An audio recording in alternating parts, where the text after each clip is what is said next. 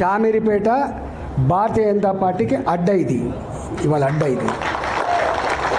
నేను భారతీయ జనతా పార్టీ ఎంపీని, నేను ఇక్కడ భారతీయ జనతా పార్టీ ఎంపీని. నేను దక్షిణ భారతదేశంలో మొట్టమొదటిసారిగా ప్రచారం జరిగితే నరేంద్ర మోడీ గారే స్వయంగా వచ్చి నా ఎలక్షన్ ప్రచారం చేసే విషయం మీకు తెలుసు. గా అడ్డ ఇది, ఇది పార్టీకి ఊపిరి పోసే అడ్డ, నాయకులకు స్ఫూర్తినిచ్చే అడ్డ, రేపటి గెలుపుకు సంకేతం ఇచ్చే అడ్డ ఇలా షామీర్పేట అడ్డ. దాన్ని పట్టుకొని వాడు సైకోనా, శాడిస్టా, వాడు మనిషా, పశువా, వాడు ఏ పార్టీలో ఉన్నాడు, వాడు ఎవరి అండతో ఆ ధైర్యం చేస్తున్నాడు, వాడిని నేర్చుకోవాలి, కానీ బీ కేర్ఫుల్ కొడుక, బీ కేర్ఫుల్. మేము శత్రువుతో కొట్లాడతాం, కానీ కడుపుల కత్తులు పెట్టుకొని కావలించుకునే సంస్కృతి మా రక్తం లేదు కొడుక, నా రక్తం లేదు. ఇవాళ మీరు ఎవడెవడు సోషల్ మీడియాలో పెడుతున్నారో, ఏమేమి రెచ్చగొడుతున్నారో, ఏమేమి చేస్తున్నారో మొత్తం పైకి పంపించే ప్రయత్నం చేస్తా. నేను అనుకుంటున్నా సంస్కారం ఉందని, సభ్యత ఉందని ఇట్లాంటి వాటిని అరికడతానని చెప్పి భావిస్తున్నా. అరికట్టకపోతే నష్టపోయేది ఎవరో అర్థం చేసుకోండి. మీరు నష్టం మాకు కాదు, మాకేం తక్కువ ఉంది? అసలు మీరు ఎవరు? అసలు నీ శక్తి ఏంది, నీ యుక్తి ఏంది, నీ చరిత్ర ఏంది, మా చరిత్ర ఏందిరా? 2002లో వచ్చిన నా జిల్లాకి, 2002లో వచ్చిన నా జిల్లాకి 2 సార్లు నేను జిల్లా పార్టీ అధ్యక్షుడిగా పనిచేసిన, నేను 2 సార్లు జిల్లా మంత్రిగా పనిచేసిన. నేను నా అడుగు పడని గ్రామాలు లేవు కరీంనగర్ జిల్లాలో, ఉమ్మడి కరీంనగర్ జిల్లాలో నా అడుగులు పడని గ్రామాలు లేవు. ఉమ్మడి కరీంనగర్ జిల్లాలో నేను కరీంనగర్లో ఉంటే పొద్దున ఉదయం పొయ్యి ముట్టిస్తే రాత్రి 12 గంటలకు కూడా ఆ పొయ్యి ఆరిపోయేది కాదు. ఒక్క హుజరాబాదు, ఒక కమలాపూర్ వచ్చిన వాళ్ళు కాదు బిడ్డ, మొత్తం కరీంనగర్ జిల్లా మొత్తం వచ్చేది. పక్క పంటున్న జిల్లాలు కూడా అప్పుడప్పుడు వచ్చిపోయేది. ఇవాళ నేను 2 సార్లు 40 ఫ్లోర్ లేదని చెప్తున్నా అంటే నాకు తెలియని జిల్లా ఉంటుందా? నేను పోని మండలం ఉంటుందా? నేను మాట్లాడినటువంటి జాతులు ఉంటాయా? మీకు మా చరిత్ర తక్కువ తెలుసుకోడు కా, మీ చరిత్ర మీకు తక్కువ తెలుసు. నేను ఆర్థిక మంత్రిగా ఉన్నాడు 110 కులాలు 120 కులాలు ఉంటే అనేక కులాలకి పాపం ఇప్పటిదాకా వాళ్ళకు ఎమ్మెల్యేలు కాలేదు, ఎంపీలు కాలేదు, వాళ్ళు గుర్తించిన పాపన పోతలేరు, వాళ్ళకు కుల సర్టిఫికేట్ లేవని చెప్పి నన్ను ఎవరు కోరలే. నేనే ఒక 40 రోజుల పాటు 40 డేస్ యావత్ తెలంగాణ అన్ని కుల సంఘాల నాయకులతో భాజపా అసెంబ్లీలో మీటింగ్లు పెట్టి, నేనే వాళ్ళకు భోజనాలు పెట్టి, నేనే మీకు లీడర్ని, మీ సమస్యల పరిష్కారం కోసం ఉన్న బిడ్డనని చెప్పిన నేను 40 రోజుల పాటు ఆ పనిచేసిన. 40 రోజుల పాటు అన్ని సమస్యలు తెలుసుకున్న తర్వాత నేను ఒక బీసీ కాన్క్లేవ్ అని చెప్పి బీసీ పార్లమెంట్ సభ్యులను, బీసీ శాసనసభ్యులను, బీసీ శాసన మండలి సభ్యులను, ఆనాడు మా స్పీకర్గా ఉన్న మస్తానాచారి గారిని, ఆనాడు కౌన్సిల్ చైర్మన్ ఉన్నటువంటి స్వామి గౌడ్ గారిని, మంత్రులందరితో ఒక మీటింగ్ పెట్టిన. 3 రోజుల పాటు పెట్టాను నేను. ఈ నోరు లేని వాళ్ళకు మనం దిక్కు కావాలి. తెలంగాణ రాష్ట్ర ఏర్పాటు కేవలం భౌగోళికమైంది కాదు. తెలంగాణ రాష్ట్ర ఏర్పాటు ఈ జాతులకు స్వేచ్ఛ కావాలి, ఈ జాతులకి ఫలితం అందాలనేటువంటి సంకల్పంతో ఉన్నది. కాబట్టి మనం వీళ్ళ కోసమే చేయాలని చెప్పి 3 రోజుల పాటు చర్చించాం మేము. దాని ఫలితమే 250 రెసిడెన్షియల్ స్కూళ్ళు ఇవాళ బీసీ రెసిడెన్షియల్ స్కూల్ వచ్చినాయి. దాని ఫలితమే ఇవాళ ఎస్సీ రెసిడెన్షియల్ స్కూల్ కూడా ఎక్కువ వచ్చినాయి. దానికి ఫలితమే ఎస్టీ రెసిడెన్షియల్ స్కూల్ వచ్చినాయి.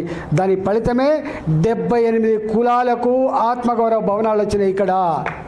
ఇక్కడ వెలమ హాస్టల్ అంటూ ఉండే, గౌడ హాస్టల్ ఉండే, పద్మశాలి హాస్టల్ ఉండే, కొన్ని పెద్ద కులాలకు మాత్రమే ఉండే. అలాంటి వాళ్ళకు కూడా ఇక్కడ ఉండాలని చెప్పి, పేదవాళ్ళకు ఉండాలని చెప్పి 78 కులాలకు ఆత్మగౌరవ భవనాలకి జాగలు ఇచ్చి ఇలా జీవోలు ఇచ్చినటువంటి దాంట్లో ఈటల రాజేంద్ర అనుకుంటూ గుర్తుపెట్టుకోండి. ఈటల రాజేంద్ర చరిత్ర గది.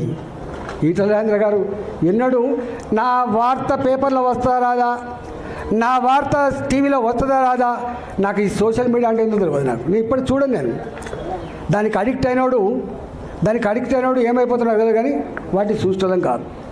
ఈ సోషల్ మీడియా గివిటి చూసి మురిస్తోని అంతకంటే కూడా కాదు. ఇవాళ మళ్ళీ చెప్తున్నా,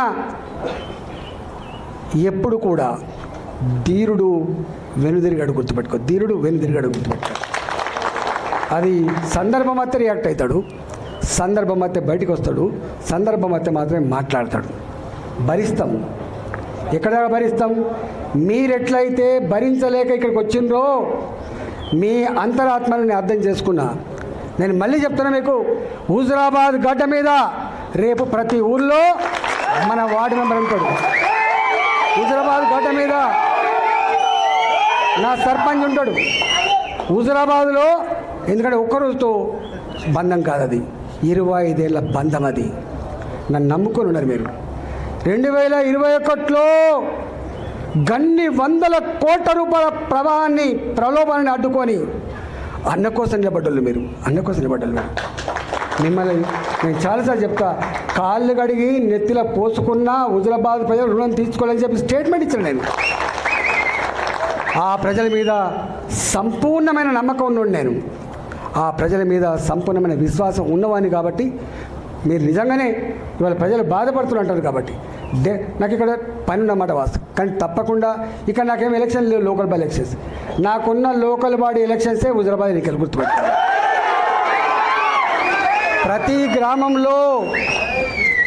గ్రామంలో వార్డు మెంబర్, ఒకప్పుడు తెలియదు వీళ్ళకి చరిత్ర తెలియదు కూడా కాదు మీకు. ఎన్నడూ ఒక ఎంపీపీ ఓడిపోలే, ఎన్నడూ ఒక మున్సిపల్ చైర్మన్ మేము గెలవకుండా లేము. 20 ఏళ్ళ చరిత్రలో కేవలం ఒక ఎమ్మెల్యే మాత్రమే కాదు, అన్నిట్లో ఎన్నడూ ఒక ఎంపీపీ ఓడిపోలే, ఎన్నడూ ఒక ఎంపీ ఓడిపోలే.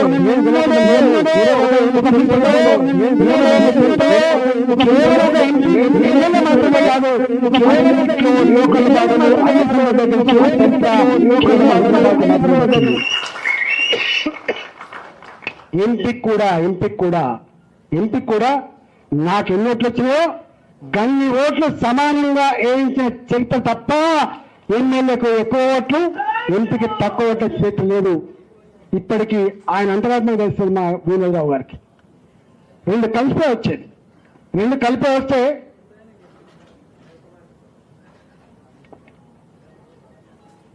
2014 వరకు ఎంపీ ఎమ్మెల్యే ఎన్నికలు కలిపి వచ్చేది. ఇక రాజీనామా చేస్తే వచ్చిన బై ఎలక్షన్ కలిపి వచ్చేది. ఈకల్లా అన్నట్టుగా నా ఎమ్మెల్యేకి ఎన్ని ఓట్లు వచ్చేదో ఎంపీగా ఆయన కూడా గణ్య ఓట్లు వచ్చాయి. 2019లో మోడీ గారి ప్రపంచం వచ్చినాడు. 2019లో మోడీ గారి ప్రపంచం వచ్చినాడు. హిందూ వాళ్ళు బొండు వాళ్ళు అని చెప్పి తులనాడినాడు కూడా. బయట నియోజకవర్గాల్లో ఆనాడు భారతీయ జనతా పార్టీకి 35,000, 50,000, 57,000 మెజార్టీ వచ్చినా హుజురాబాద్లో మాత్రం నేను ఆనాడు టీఆర్ఎస్లో ఉన్నా 53,000 మెజార్టీ. 53,000 మెజార్టీ ఆనాడు టీఆర్ఎస్ పార్టీకి వచ్చింది తప్ప రాలేని.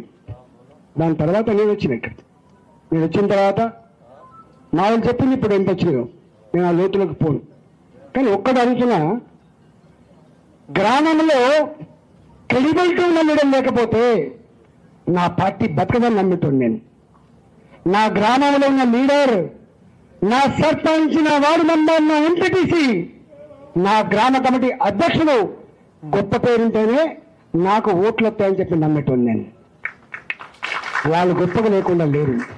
ఇలా కొత్త సూత్రం పెడుతుంది ఒక్కొక్కడు అక్కడక్కడ లీడర్లు. ఈ దేశానికి ఇవాళ నరేంద్ర మోడీ దిక్కు అనేటువంటి భాష ఎందుకు వస్తుంది ఇవాళ దేశంలో? ఎందుకు వస్తుంది దేశంలో? నరేంద్ర మోడీ గారు అని చెప్పి ఎందుకంటాను ఇవాళ? ప్రజల హృదయాలను గెలుచుకున్నాడు కాబట్టి. కాశ్మీర్ నుంచి మొదలుపెట్టి కన్యాకుమారి వరకు వాళ్ళు ఏ భాష మాట్లాడినా, ఏ సంస్కృతులు ఉన్నా, ఏ రాష్ట్రంలో ఉన్నా ఇవాళ ఎందుకంటున్నారు ఆ మాట? నచ్చింది కాబట్టి అంటున్నారు. వ్యక్తి ఎదగకుండా, వ్యక్తికి గ్రామం లేకుండా, వ్యక్తులకు పటాలు లేకుండా పార్టీలు ఉండాలన్నటువంటి జ్ఞానం తప్పకుండా ఉండాలి. ఉంటుంది. తను నమ్ముకున్న నాయకుడు ఉంటాడు, క్యాడర్ అంటే పడిచచ్చే నాయకుడు ఉంటాడు, నాయకుడు అంటే పడిచచ్చే క్యాడర్ కూడా ఉంటుంది బాబు.